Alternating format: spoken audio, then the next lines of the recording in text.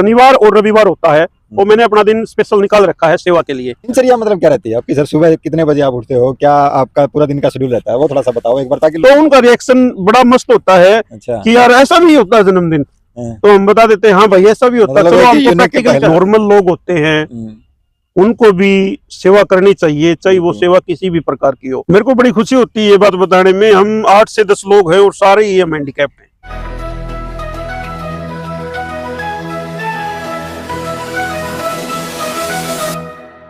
किसी ने कहा है कि आपको तब तक कोई नहीं हरा सकता जब तक आप खुद से हार ना मान लो।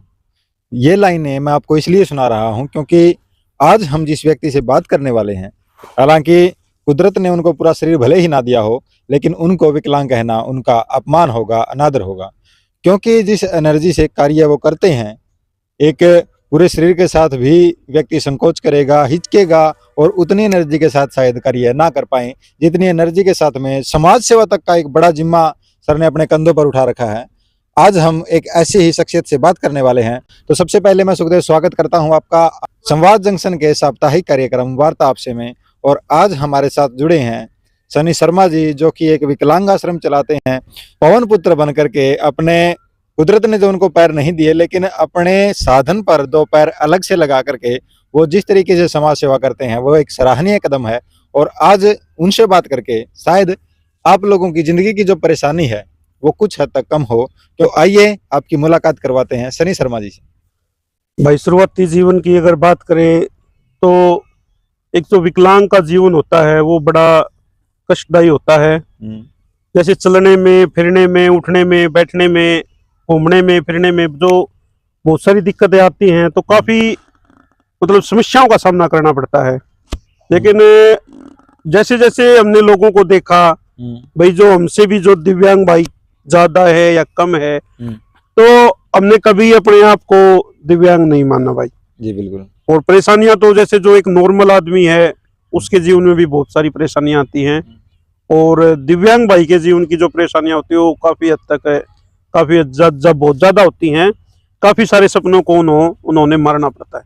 अच्छा जी। मतलब कहाँ से आपको ये लगा कि आपका जीवन इतना कठिन, जो आपने बताया कि एक नॉर्मल इंसान का जीवन भी बहुत कठिन होता है और दिव्यांग के लिए तो और भी ज्यादा कठिन हो जाता है, तो कहाँ से आपको मोटिवेशन मिला कि आपको समाज सेवा जैसा एक बड़ा कार्य आपने अपने कंधों पर उठा लिया? समाज सेवा की जो हम बात करते हैं तो ये मेरे मन में कोई ऐसा था नहीं कि हम समाज सेवा करेंगे। तो मेरे एक भाई हैं गांव बगाना से, उदयपाल भाई हैं। अच्छा। तो वो भी विकलांग है। तो जैसे एक दिन हम बैठे हुए थे, किसी कैंप के अंदर गए हुए थे हमें, तो वहाँ हमने देखा भाई जो दिव्यांगों की जो स्थिति है वो बहुत ही दयनीय है।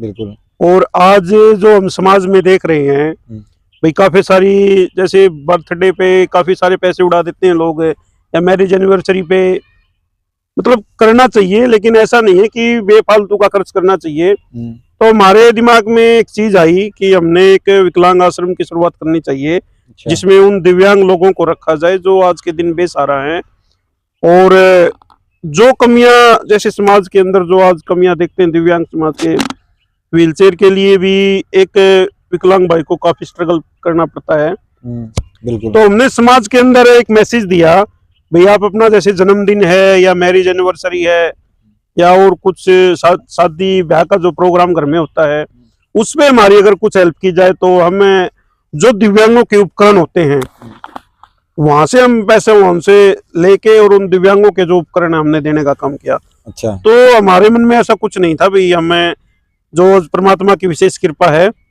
काफी सारे दिव्यांग भाई हमसे जुड़े हुए हैं और हम उनकी कंटिन्यू सेवा कर पा रहे हैं।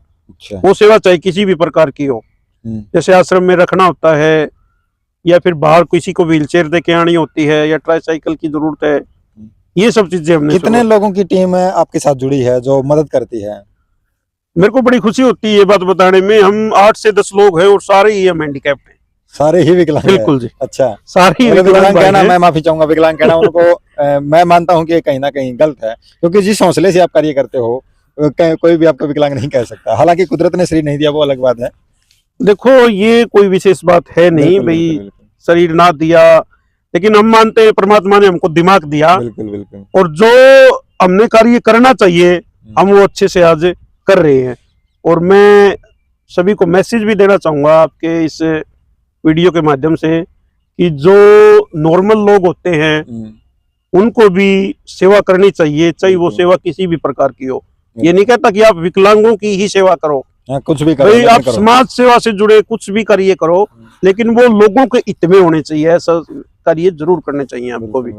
लोक हित के कार्य करते रहना चाहिए। सर ने बताया कि, और सर मतलब आपने बताया कि जन्मदिन होता है, एनिवर्सरी होती है, तो आप लोगों को बोलते हो कि सहयोग करो, तो क्या कैसे रिएक्शन रहता है लोगों का? भाई कुछ लोग तो ये यार ये तो दिमाग खराब करने के लिए नहीं ऐसा कुछ, या फिर मतलब कैसे रिएक्शन रहता है? नहीं, ये ना उस परम पिता परमात्मा की विशेष कृपा है। हमने जिसको भी कहा ना, जैसे अब मैंने आपको ही बोल दिया कि भाई आपका बर्थडे है और हमारे विकलांग आश्रम से इतने दिव्यांग भाई जुड़े हुए हैं, आप उनको किट वगैरह बंटवा दो या व्हीलचेयर दिला दो, तो उनका रिएक्शन बड़ा मस्त होता है। अच्छा। कि यार ऐसा भी होता है जन्मदिन, तो हम बता देते हैं हाँ भाई ऐसा भी होता है, चलो आपको बिल्कुल, पर प्रैक्टिकली करके दिखाते हैं हम आपको। तो उस जो भाई वो जैसे जन्मदिन पे है या बर्थडे पे है, मतलब मैरिज एनिवर्सरी पे है, या किसी जो खुशी का कोई विशेष मौका होता है ना, उस पे जो उन दिव्यांग बच्चों की या लोगों की सहायता करके जाता है ना, उसका बड़ा आनंद आता है। उसको भी हम देखते हैं ना, वो ये हमको बोलता है भाई जी आपने ना बहुत अच्छा कार्य के लिए हमें मतलब प्रेरित किया है। अच्छा, मतलब बहुत अच्छा रिएक्शन होता है। अच्छा लगता है उनका। अच्छा, मोस्टली 90% जो लोग होते हैं ना, उनको बहुत ही अच्छा रिएक्शन होता है। अच्छा, हमने जिसको भी फोन करने की जरूरत ही नहीं पड़ती, हमारे पास खुद आ जाते हैं। हाँ, खुद आ जाते हैं, फोन करने की जरूरत ही नहीं पड़ती। उनको अपना बर्थडे जैसे याद रहता है, तो उनके दिमाग में एक चीज रहती है, भाई जो सन्नी भाई है ना अपना, वो एक विकलांग आश्रम चला रहा है और हमने उसकी मदद करनी है। अच्छा, तो अपने आप फोन आ जाते हैं मेरे को किसी के पास है।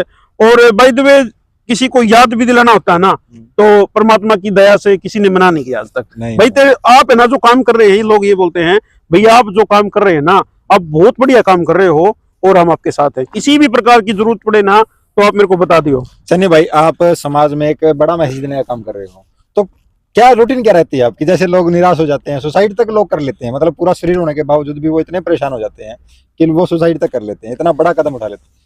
क्या आपकी दिनचर्या क्या रहती है, मतलब सुबह से लेकर शाम तक क्या दिनचर्या रहती है? भाई सुसाइड की तो मैं आपको बता देता हूँ, ये जो अपना जो जीवन है ना, ये बड़ा अनमोल है। बिल्कुल। और इंसान को ना किसी भी परिस्थिति में ऐसा कदम नहीं उठाना चाहिए। बिल्कुल। उसको समाज को देखना चाहिए, भाई मेरे से भी जो पता काफी बार दुखी होता है इंसान और ये कदम उठा लेता है, लेकिन उसको ये कदम नहीं उठाना चाहिए। परमात्मा ने ये जो हमको मनुष्य जीवन दिया, ये बड़ा अनमोल है, एक एक दिन एक एक पल इसका।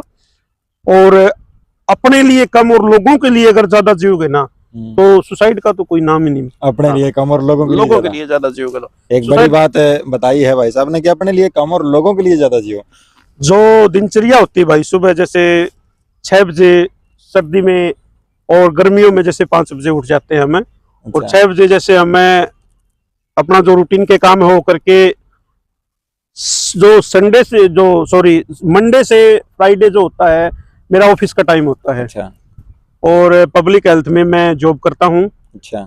और मेरे को 7 साल हो गए पब्लिक हेल्थ में जॉब करते हुए। और जो शनिवार और रविवार होता है, वो मैंने अपना दिन स्पेशल निकाल रखा है सेवा के लिए। अच्छा। वैसे तो शाम को जैसे आश्रम में भी चले जाते हैं ऑफिस से आने के बाद है, तो जो शनिवार और रविवार होता है वो हमारा पूरा दिन आश्रम के अंदर स्पेंड होता है। अच्छा। बाकी दिन ऑफिस होता है। अच्छा, परिवार वालों का कैसा रवैया रहता है, कैसा सहयोग रहता है जब आप इस तरीके के कार्य करते हो? देखते हो कि मतलब परिवार के ऊपर एक बड़ी जिम्मेवारी आ जाती है कहीं ना कहीं दिव्यांगों को संभालने की। कहीं पर आप जाते हो, उनका क्या रिएक्शन रहता है परिवार वालों का? परिवार वालों का भी काफी सपोर्ट मिलता है मेरे को। भाई पहले तो मेरी मम्मी बोलती थी कि भाई तू खुद, तेरे शरीर तेरा पूरा नहीं है, तू क्यों इस चक्कर में है, कोई फायदा नहीं है। लेकिन जब मम्मी को प्रैक्टिकल दिखाया ना, भाई मम्मी को जिस दिन हमने एक प्रोग्राम कर रखा था दिव्यांग भाइयों का, उसमें हमारे जो मंत्री जी के लड़के, जो आज आदरणीय जो रणवीर गंगवा जी है, उनके लड़के आए हुए थे और भाई सुशील भी आए हुए थे वहां पे। तो जो दिव्यांग बच्चे वहां पे आए हुए थे, मैंने कहा माँ ये देखो, मैं तो इतने इस लायक हूँ मैं, और ये दिव्यांग बच्चे देखो आप, ये भी तो अपना जीवन व्यतीत कर रहे हैं।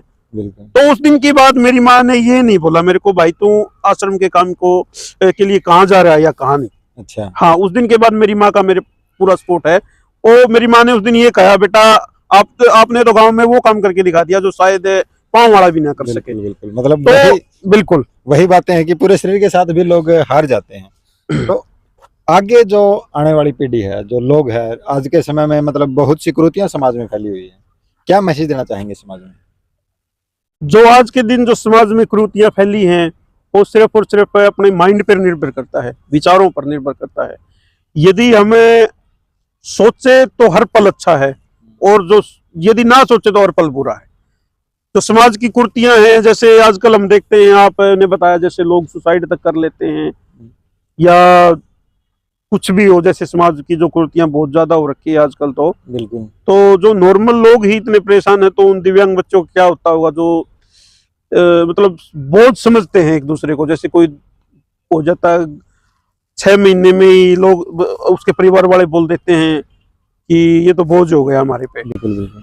तो ये जो समाज की जो कुरीतियां हैं, मैं ये बताना चाहूंगा आपके इंटरव्यू के माध्यम से, भैया आप नेगेटिव ना सोचे, जिस हद तक भी सोचे पॉजिटिव ही सोचे। तो जो लोग पॉजिटिव, जैसे ये जो चैन सिस्टम हो जाएगा पॉजिटिविटी का, तो समाज में कोई कुरीतियां नहीं बचेगी आने वाले टाइम में।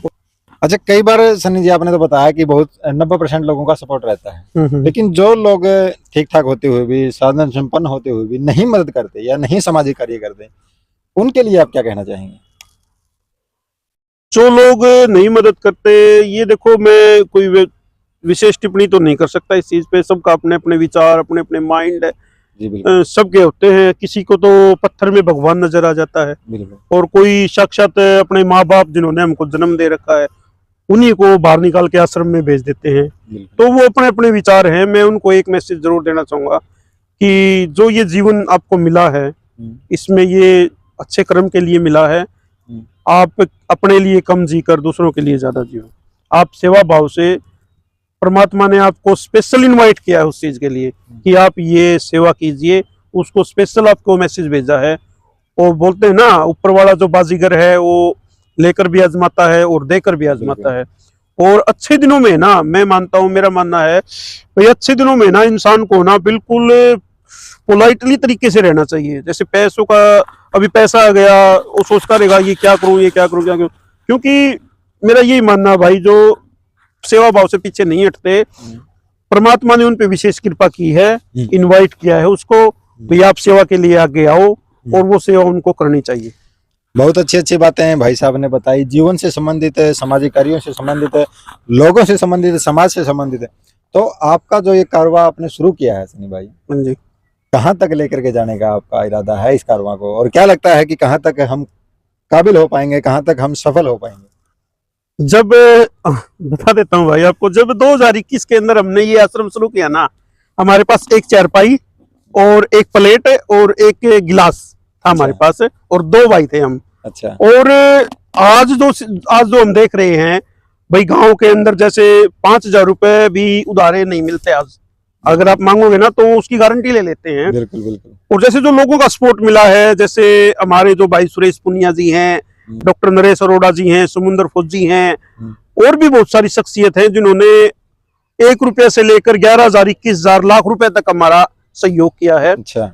और एक जो बात ना अक्षय कुमार की मेरे दिमाग में हमेशा याद रहती है, मैं कल की नहीं सोचता, मैं आज की सोचता हूँ। अच्छा। भाई आज हम अगर अच्छा करेंगे ना, तो कल भी अच्छा ही होगा हमारे साथ।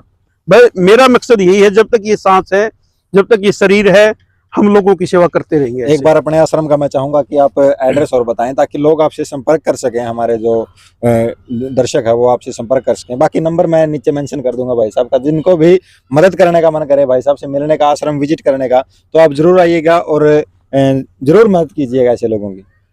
जो गांव 7 रोड कला है, मेरा जो पैतृक गांव है, जो गांव 7 रोड कला, उसमें जो लाडवा रोड है, उस पे हमने रेंट पे, फिलहाल हमारा जो आश्रम है वो पिछले 4 साल से रेंट पे ही चल रहा है। अच्छा। और बड़ी खुशी की बात है, अब की बार जो दीपावली पे हमने लोगों के द्वारा जो सपोर्ट मिला है, उन्होंने गिफ्ट किया हमारे को, जो प्लाट गिफ्ट किया है, 220 गज का प्लाट है। अच्छा। उसमें जल्द ही आश्रम बनेगा। तो आप कभी भी हमारे से संपर्क कर सकते हो।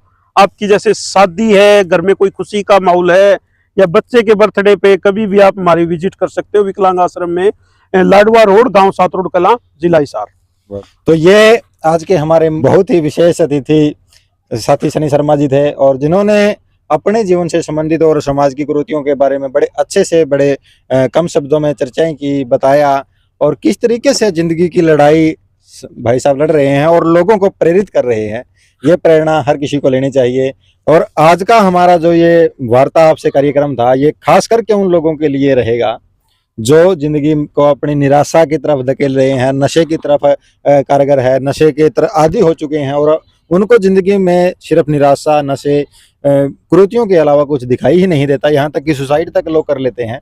तो उन तक ये वीडियो जरूर पहुंचाइएगा। आपको ये वीडियो कैसी लगी कमेंट बॉक्स में जरूर बताइए। आज की इस वीडियो में इतना ही, फिर मिलेंगे किसी अगले कार्यक्रम में। तब तक के लिए जय हिंद, जय भारत, वंदे मातरम।